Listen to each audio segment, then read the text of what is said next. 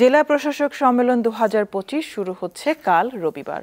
৩৫৪টি প্রস্তাবের মধ্যে অধিবেশনের আলোচনায় বিশেষ গুরুত্ব পাবে মারণাস্ত্র ও ছররাগুলি নিষিদ্ধের বিষয়টি। এবার থাকছে না রাষ্ট্রপতির সঙ্গে বিভাগীয় কমিশনার ও জেলা প্রশাসকদের কোনো অধিবেশন। মাঠ প্রশাসনের সঙ্গে কেন্দ্রের যোগাযোগ সহজ করা ও সরকারের নীতি নির্ধারকদের বিভিন্ন দিক নির্দেশনা, মূলত এই বিষয়গুলো সামনে রেখে প্রতি বছর অনুষ্ঠিত হয় জেলা প্রশাসক সম্মেলন। এবারও রবিবার থেকে 3 দিনের এই সম্মেলন শুরু হচ্ছে ঢাকায়। মিডিয়ার সহকর্মীবৃন্দ এবং আমার রাজধানীর তেজগাঁওয়ে প্রধান উপদেষ্টার কার্যালয়ে সম্মেলনের আনুষ্ঠানিক উদ্বোধন করবেন প্রধান উপদেষ্টা ডক্টর মোহাম্মদ ইউনূস। এই সম্মেলনে বিশেষ 4টি সহ 34টি অধিবেশন রয়েছে। প্রধান উপদেষ্টার উদ্বোধনের পর মূল অধিবেশন শুরু হবে ওসমানী স্মৃতি মিলনায়তনে। শনিবার বিকালে সচিবালয়ে ব্রিফিংয়ে মন্ত্রিপরিষদ সচিব জানান, বিভাগীয় কমিশনার ও জেলা প্রশাসকদের 1245টি প্রস্তাবের মধ্যে 354টি প্রস্তাব কার্যপত্রে অন্তর্ভুক্ত করা হয়েছে, যেগুলো অধিবেশনে গুরুত্ব পাবে।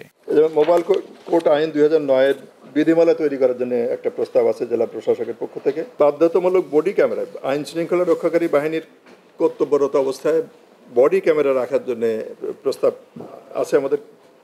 তেমনি আছে যে মারণাস্ত্র ও ছররাগুলি ব্যবহার নিষিদ্ধকরণের প্রস্তাব আছে, কারণ আমাদের এই সাম্প্রতিক অতীতটা আপনারা জানেন কত বিষময়, যেটা এখনো অনেকে কাতরাচ্ছে।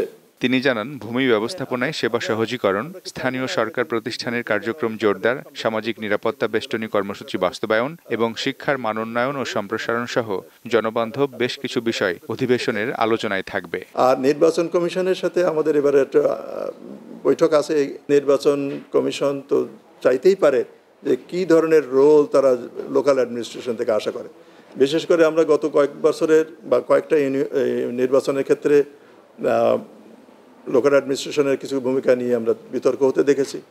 সেই বিতর্ক যেন আর না থাকে, সেটা নিশ্চয়ই তারা কোনো নির্দেশনা বা গাইডেন্স দেবেন আশা করছি। এবার জেলা প্রশাসক সম্মেলনের বাজেট 1,70,00,000 টাকা, যা গত বছর ছিল 2 কোটি টাকা। সাধারণত তৃণমূলের প্রশাসকদের সঙ্গে রাষ্ট্রপতির একটা অধিবেশন থাকে, তবে এবার সেটা রাখা হয়নি। এর কারণও জানান মন্ত্রিপরিষদ সচিব। রাষ্ট্রপতির সাথে আমরা সময় মিলাতে পারিনি, সেই জন্য আমরা এই স্কেডিউলটা পাওয়া যায়নি, মিলানো যায়নি, সম্ভব হয়নি। মিজানুর রহমান, দীপ্ত সংবাদ, ঢাকা। রাষ্ট্রপতি